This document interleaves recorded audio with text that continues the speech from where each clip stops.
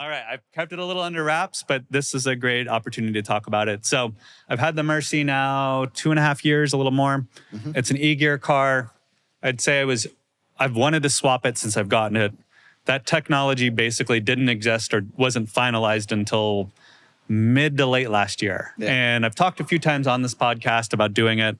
I've probably spent 6 months talking to everyone that does it, getting quotes, talking to them. I finally pulled the trigger. And so the car was shipped out about a month ago. The swap is done. They've driven it a couple hundred miles. They've QA'd it, and it's supposed to get shipped back this week. So I'm going to soon be a stick Mercy owner. Wow. I drove another converted car as well. And it's so sublime. But this actually all started because I wanted to sell the Mercy. And I was going to sell it on Cars and Bids.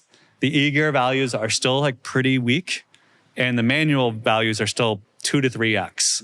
And you just look at it and think, this is so dumb. Why would someone pay that much more for a manual, especially if you intend to drive it and not just put it in a collection somewhere? So the manual conversions are expensive. I got quoted anywhere from 40 grand to 100 grand to do it. And that's what everyone wants to ask. And I think the delta in the values between an e-gear and a OE stick are more than 100 grand easily, double, triple that. However, if you look at the Ferrari market, a converted car never gets what an OE car gets or even near it, but it should get back what it costs to convert it or a multiplier, or either a good chunk of that, if not the whole thing. Yeah. So I think that your reasoning makes a lot of sense. I also think the Lamborghini market in particular is less sensitive to modifications than the Ferrari one. Yeah. Ferrari people, they do not like modifications at all. Agreed. And also the Lambo guys seem to drive their cars more, generally speaking. And so I think the stick conversion makes a ton of sense in your car. And like you said, the spread is the chasm is so large. It's irrational. It does not make sense to be paying over $1 million for the same car that you could buy for $200K, with the main difference being a click-clack. Right. And granted, I prefer a gated manual transmission. I love it. But the e-gear, I have to say, in your car was pretty fun to drive, honestly. I don't think you lost that much of the experience. Yeah. It's still insane. Every aspect of it. No, I was an e-gear apologist. Thank you. It is fun at high speeds when we do our canyon cruises. It is unbearable in first and unbearable in reverse. If you're trying to parallel park somewhere, if you're using it as a normal car, it's really annoying in those capacities. And it still is, it's always more fun. So I was, when I was thinking of selling it, I was looking at a Diablo. I love the Diablo. I was just fascinated by it. And then I started to wonder, well, how much of it is because I'm shifting my own gears? It's certainly that it felt more analog was the primary attraction. But look at that car. I know, they're so cool. They're so cool. Deep and I think you and I both, this car imprinted on us from an early age that it's wedge shaped. It's so neat. Bedazzled, the movie with Brendan Fraser and Elizabeth Hurley, she plays the devil and she drove a black Lamborghini Diablo. An early one, I think memory serves me. Or in Gone in 60 Seconds when they're boosting cars and Nick Cage has the famous line, Angelina Jolie. Yep, exactly. I won't repeat it in case I get censored again, but nonetheless. So I may end up still selling the car when I get it back. I want to drive it some and then have it be the first public sale of a converted car. That was originally my pitch. But after driving even just one converted car, I'm like, oh, this might actually be a keeper. So I'm pretty excited. I went with Machina Motorworks. They're in Austin. Basically, they have been converting Ferraris for many, many years under a different brand name. And then there was a whole split. But they got a lot of experience doing that with the Ferraris. And I think the other thing you mentioned was the Ferrari purists are a little weird on conversions, but some of the early Ferrari conversions, they used, instead of using a solid rod, they used cables.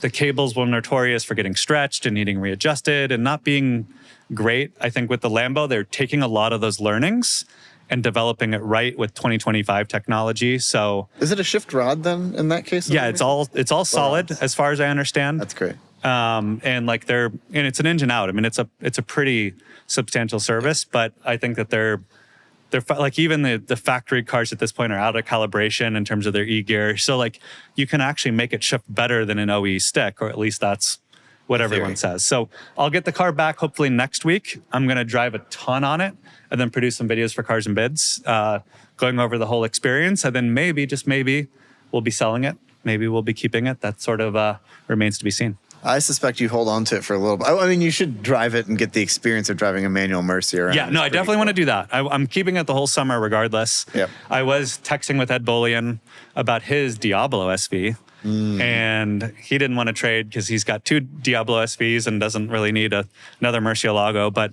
I've been kind of like quietly shopping around just to see what's out there. There's a few cars I got my eyes on, but for now, a stick Mercy is going to be pretty killer. It's insane. Yeah. It's such an insane car. I'm so excited for you to get it back, and I'm glad you took the plunge.